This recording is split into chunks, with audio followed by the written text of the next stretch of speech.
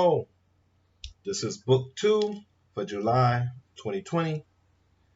This is going to be book 1 for August. Just to give you a little preview. Negro President, Jefferson, and the slave powers. And show you how slaves were used in elections back then. But this is my last video from this book. So let's get into it.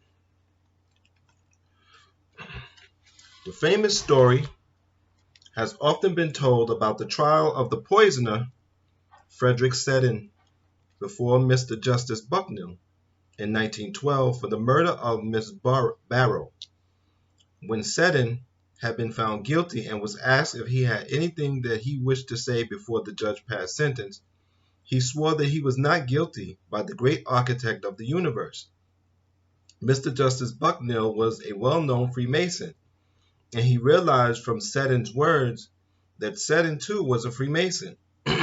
Bucknell was old and ill, and had shown signs during the trial of being emotionally affected by the strain of summing up an impassing sentence of death on Seddon.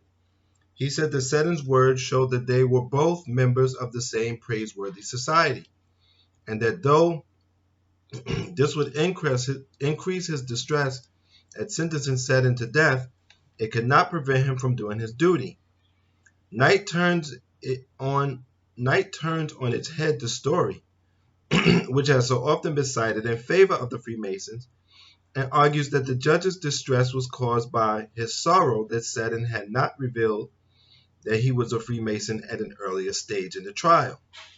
If he had, Mr. Justice Bucknell could have summed up in his favor and handled the trial in such a way that the jury would not have returned a verdict of guilty.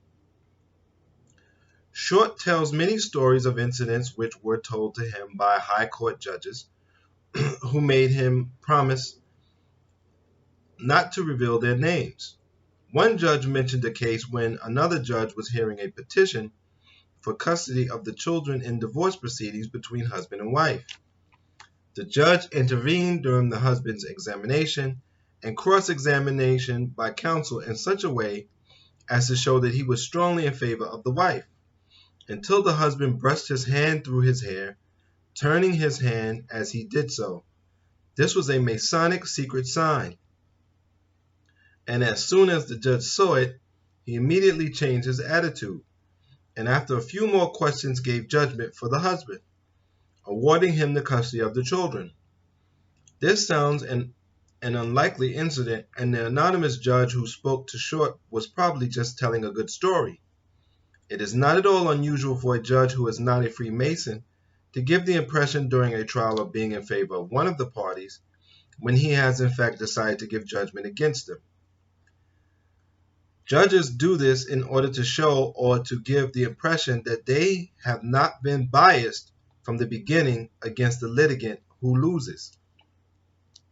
Short is on safer and stronger ground when he writes in Inside the Brotherhood about the case of the Italian Freemason in the P2 Lodge and the death of Roberto Calvi.